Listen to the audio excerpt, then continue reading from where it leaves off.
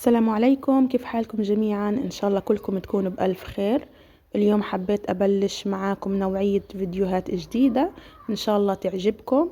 حبيت أرجع للقناة بس بإشي جديد إن شاء الله يعجبكم، واكتبوا لي بالكومنتات هيك فيديوهات بتعجبكم وأستمر عليها ولا لا. إن شاء الله إذا شفت تفاعل كبير منكم ولايكات وتعليقات إن شاء الله راح أستمر، بس بدي منكم تشجيعكم ودعمكم في القناة لحتى تستمر وما يروح التعب على الفاضي.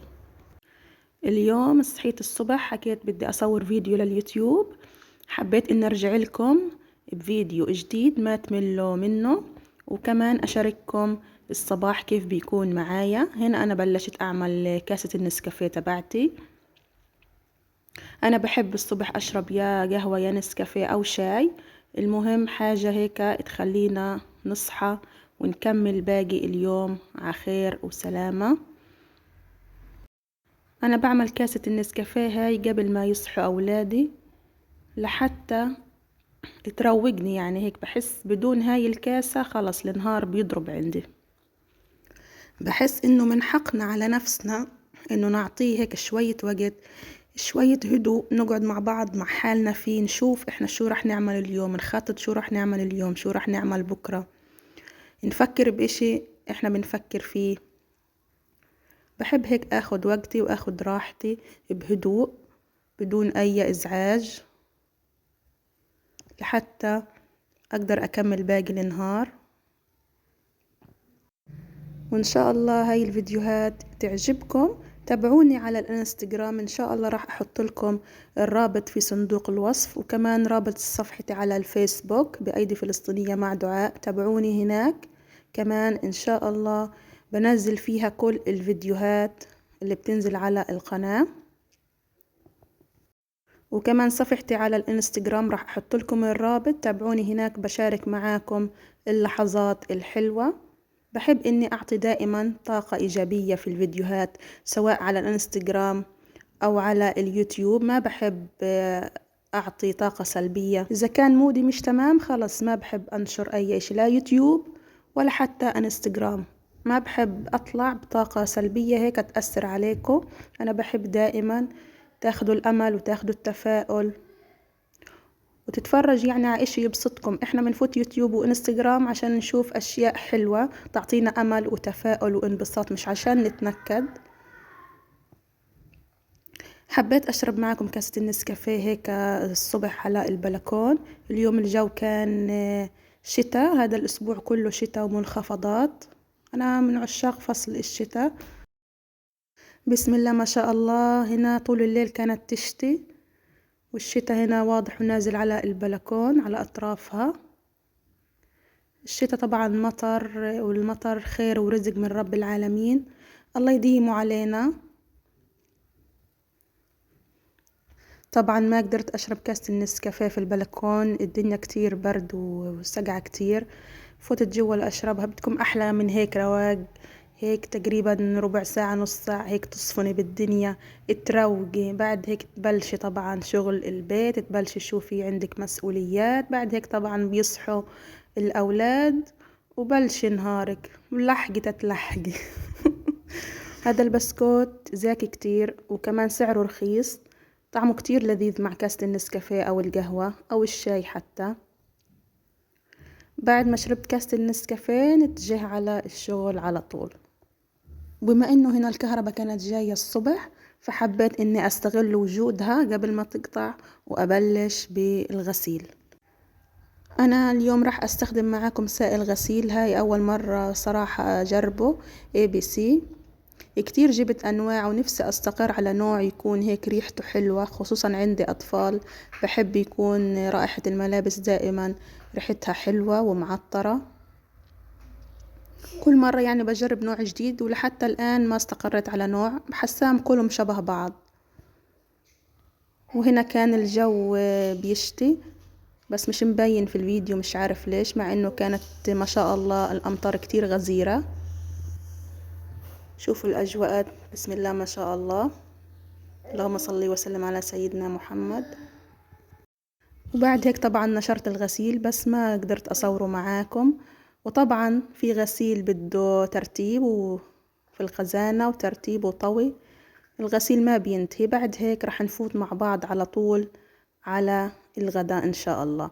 اليوم الغداء راح يكون مقالي هيك دجاج سنتشل مفروم وجاهز، وكمان زنجر الدجاج برضو دجاج مفروم، بس هنا الزنجر هذا طازة، أما السنتشل مجمد.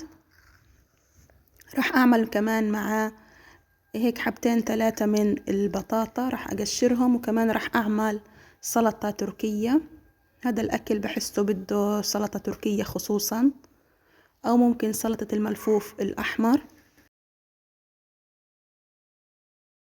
وهنا راح أبلش أعمل معاكم السلطة التركية. راح أبشر بصلة حجمها متوسط هيك بهذا الشكل، ممكن تقطعيها مربعات صغير صغير، أو ممكن تفرميها على محضرة الطعام أو الكبة. وكمان راح أفرم هنا شوية من البقدونس والجرادة الخضراء أو الشبت، راح أفرم كله صغير صغير بهذا الشكل. بعد هيك راح أضيف البقدونس والجرادة على البصل، وأضيف لهم هنا شطة. الشطة اختيارية، بس هي طبعا السلطة التركية ما بتنعمل بدون شطة، لازم تكون هيك حراقة. راح أضيف نص معلقة صغيرة من الفلفل الأحمر، ومعلقتين من الصلصة. بعد هيك راح أضيف لها رشة من الكمون، ورشة صغيرة من الفلفل الأسود، وكمان راح أضيف رشة صغيرة من السماق المطحون، ورشة صغيرة من البابريكا، أو ممكن تستبدليها برشة صغيرة من توابل الدجاج لأنه اليوم إحنا عاملين دجاج. طبعا الملح كمان، وعصير نص ليمونة. وراح أضيف كمان معلقة من الزيت النباتي، أو ممكن تستبدليها بزيت الزيتون، وبحركهم مع بعض. وبضيف بعد هيك نص كاسة من المية لحتى القوام يتخفف عندي، لأنه بكون تقيل كتير من الصلصة. وبتكون هيك جهزت معانا أطيب سلطة تركية ممكن إنه أنتو تعملوها.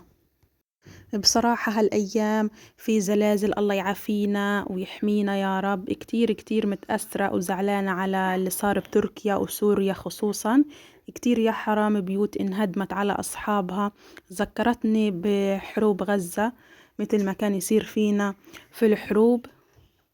كتير الاشي والمواقف كتير حزينة وكتير بشعة. الله يعافينا وإياكم يا رب من حدوث الزلازل، ويحمينا كلنا جميعا إن شاء الله. في عيلة سورية كتير أنا تأثرت فيها، لأنها هي يوتيوبر، وكمان بعرفها على التيك توك.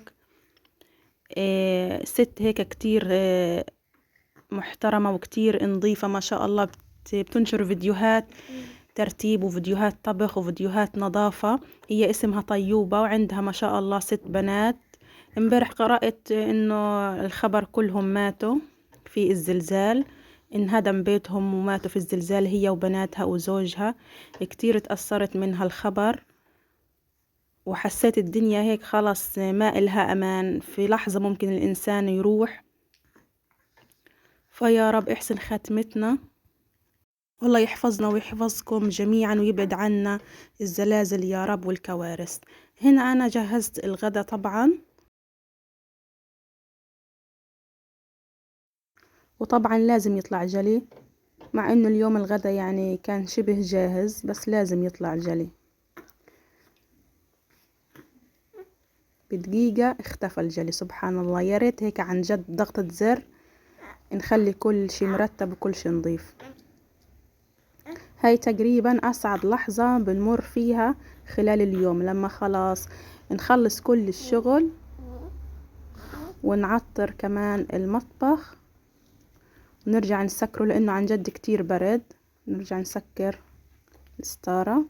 وبنهاية فيديو اليوم بتمنى يكون عجبكم الفيديو، وبتمنى كمان تضغطوا لايك على الفيديو وتكتبوا لي كومنتات. مع السلامة، وإن شاء الله بشوفكم.